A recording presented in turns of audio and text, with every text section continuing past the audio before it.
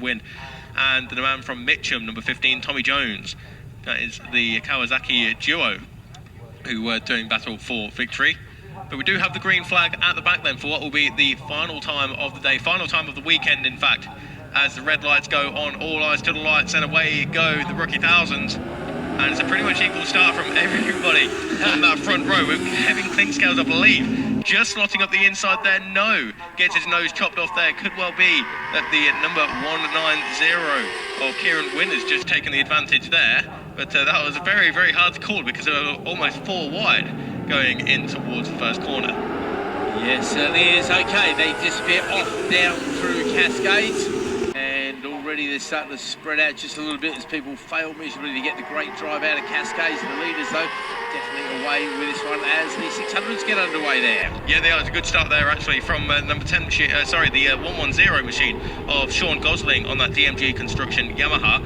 He was the man who took the victory earlier on today, and in fact found his way all the way up into 3rd place overall, didn't he, at the end of the race earlier on. But let's see what he can do over these 7 laps, because he's taken the advantage, his initial advantage, on the run down towards Cascades. But let's keep an eye on the 110 bike, the blue Yamaha of Sean Gosling.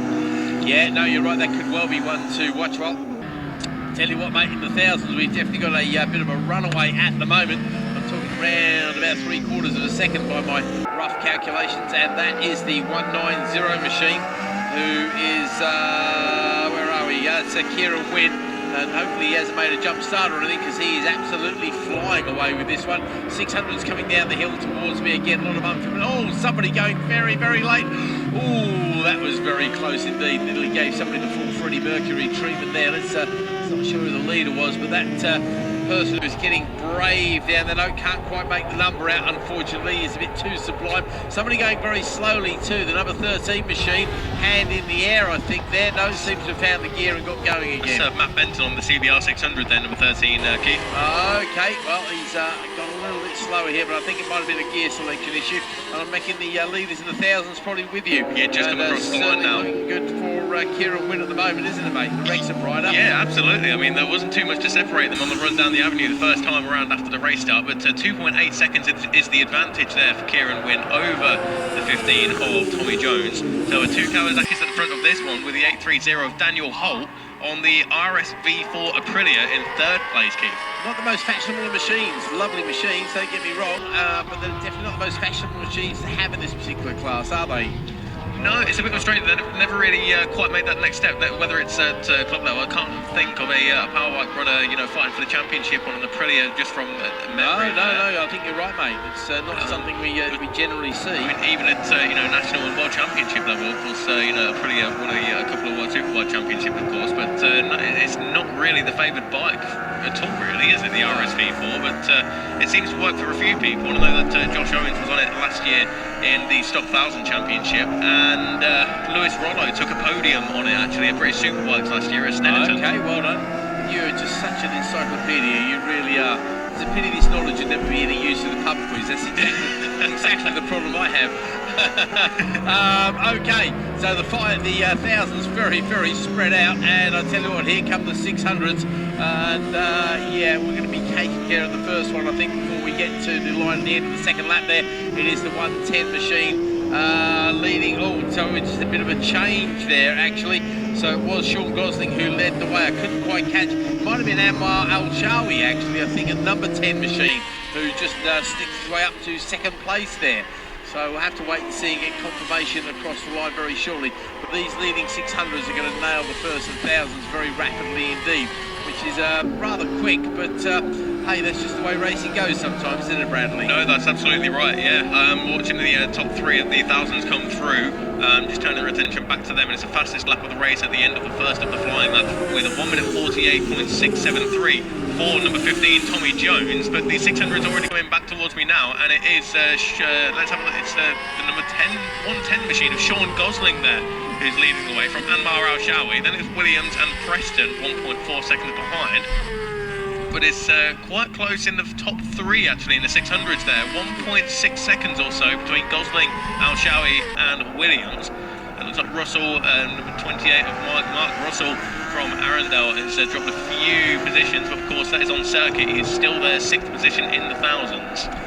Got to wonder if Wynn is going to be doing the whole season, or whether, being a local rider, he's just going to come out here and play. Wait and see. Of course, if we go to Saturn, that's a little bit further away from here. But I do think that our man in 2nd place, who is doing so well out there, the number 15 machine of Tommy Jones. Tommy came out to play at Brands Hatch and indeed leads the championship with the 4 second places he picked up there. So I've got to think he might be one of the favourites to see the whole season out and get rid of that numpty licence, which I think some of these guys like to hang on to so they can come out trophy hunting. Well, the 600 is well and truly mixing in with the 1000cc machines. Now, as I see the slower 1000 being passed by probably about the top 10 or maybe 20 600s as they still come down. And that's another 1000cc machine. So those bottom 2 thousands are really struggling here against the little 600s, aren't they, mate? This is definitely not a big circuit where big power makes a lot of difference, is it? No, that's right, especially in the twist bits towards the top end of the circuit there. It's not too much of a difference between the 600s and the 1000s, but in fact, I'm just having a look and see Tommy Jones is just coming across the line actually there. So Tommy Jones, bike number 15, is coming across the line. Holt Clinkscale's Gosling, the first of the 600s. So did you mention the 190 of Kieran Wynn there, Keith? Yeah, he was leading when he came past me here. He's not come past me, it would seem, on the time on the screen here. No, so, I know you can appreciate that I've not got much of a view of Lodge there. No, you've got not a view of anything, mate. Don't worry about it. I know exactly what your view is like. It's your view is like my eyesight normally is, mate. Welcome to my world. It seems as though that the 190 Kieran Wynn, who was leading the way, is dropping down the order there, unfortunately. So he's showing he's dropping 19 positions, not yet coming across the line. I can hear a bit of chatter on the radio there, but yeah, that'll be for the 600, which has gone straight on. Has decided to go for a quick Foster's. Unfortunately, that means you're taking a bad shortcut here. But instead of taking the shortcut, he's actually done a U-turn, gone back round. Yeah, you know, you're right. It's Tommy Jones looking for a gold medal here, mate, because there's no sign of Kieran Wynn. So the Wrexham rider, unfortunately, looks like he's heading home already, which is a great shame for him. As the leaders of the 600s come down towards me now. Under half braking. No, they're just nailing the 2nd place. So the 600s have now nailed up to the 2nd place in the 1000s. Admittedly, we've dropped him. So is that Al-Shawi in 2nd place, mate? Al-Shawi on bike number 10 in 2nd place. Yeah, him, on the motorbike. And obviously Sean Gosling's gone past, and I'm not sure who that was in 3rd. 3rd place is 317 Caleb Williams, the man from Chester, so not too far away. Another local man, probably the local man actually. And Caleb is looking good for 3rd place, and again he's going to be the last one of the top 3 to pass the 2nd of the 1000cc machines. What sort of times is Tommy Jones putting in at the moment, mate? Tommy Jones' fastest lap on the 2nd lap of this race was a 1 minute 48.673. Okay, that's a decent lap time. Fair play to Tommy. And what about the Sean Gosling? How is he doing? He has done a 50.7 as his fastest, but the fastest 600, in fact, is that one in 3rd place. That's number 27 bike of Stephen Roberts. That's a 1 minute 49.828. Okay, so we saw Stephen going well earlier, but of course he was the one who decided to take the full shortcut through Foster's in the 2nd race. Turned into 146 lap, but unfortunately we ain't given you a lap record on that one. But he was going quickly earlier, I seem to remember, as well. And again, is that the name we saw? No, he wasn't at Brands Hatch either. So again, don't know if he's just a local guy out for a bit of fun, which perfectly understand. Yeah, he's another Wrexham rider actually. So yeah, we've got a couple of guys from Wrexham. So it's obviously their local track. So maybe he's just out here. So if you want to show your medal, come down to Saturn and see how you go in the virtually the southeast, I suppose, from this part of the world. Okay, over the top we go once again with the leading 600s. Yeah, I can see what you mean about that 27 Stephen Roberts. He's definitely getting closer. He's got the carrots dangling in front of him, Anwar Al-Shawi and of course Sean Gosling. The 3 of them go straight past me there. Then it's the 317 machine of Caleb Williams, and he's just not quite close enough to challenge for a podium at this stage. Okay, what have we got left in this race now, mate? So just come across the line there, that was Tommy Jones on bike number 15 then. He's completed lap number 5. We've got 2 to go in this one. Yep. And, well, he pretty much hit cruise control there, really, kind of, because on the GSL track in here, we've got him down through the avenue in towards Denton's and Cascades now, as the rest of the runners and riders make their way through Lodge. But we're keeping an eye on the 600s here, and I can see that the number 110 of Sean Gosling still leads the way. And I heard a bit of chat on the radio there at Lodge. We'll try and keep an eye on that one, but it's Gosling, Al-Shawi, Roberts, Williams and Preston who are inside the top 5 in the 600s there. Next up is the 830 bike of Daniel Holt. That's the Aprilia RSV4 for Daniel. He's been promoted up to 2nd position with the 202 bike of Kelvin Boswell. And again, another relatively local man from Stoke-on-Trent on his ZX10. He is currently rounding out the podium. Okay, so yeah, definitely a bit of a local boys track. We do see this every time we come. No, we see this every time we come to Oulton Park, mate.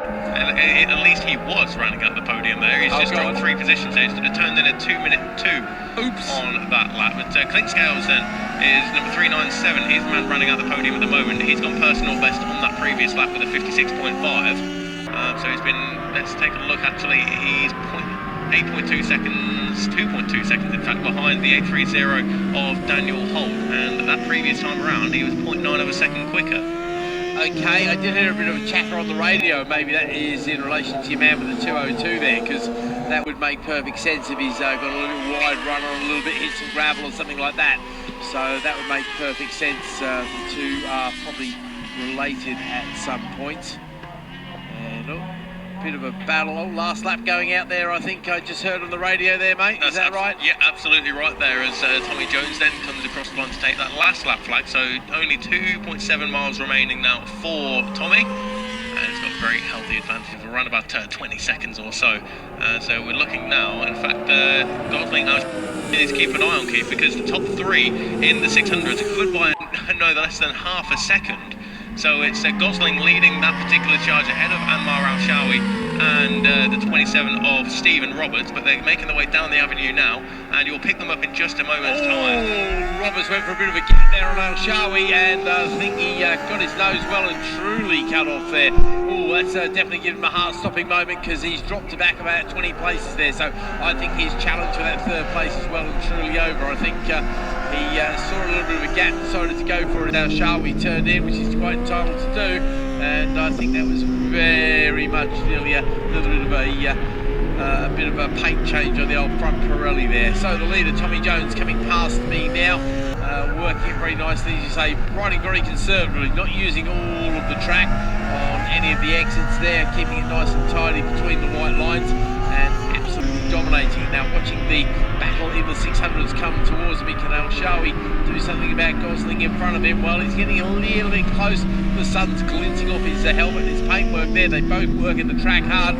Roberts has gone straight on there and doesn't gain anything, doesn't lose anything. I don't think he's going to be close enough, however, to challenge. I don't think we're going to see a change in the 600s unless somebody gets a big wobble on somewhere along the line. A few other battles going on down through the field here as the rest of the runners and riders make their way through his but you're going to be seeing the checkered flag very soon, I think. Checkered flag has just gone out there to number 15, Tommy Jones, so a good weekend there for number 15 of Tommy. And we're looking up the track now towards Lodge Corner for that battle in the 600s then. So last time around it was Sean Gosling who had the advantage there. Looks like one of the star riders is coming past now, albeit a lap down, and it is going to be Sean Gosling ahead of Anmar Al-Shawi, and then 3rd position then does go to Stephen Roberts. You mentioned he lost about 3/4 of a second or a second or so in that first sector there, Keith, and again in that second one as well. So all fell apart a little bit there, but still 16 points and a bronze medal on the dashboard for Stephen Roberts.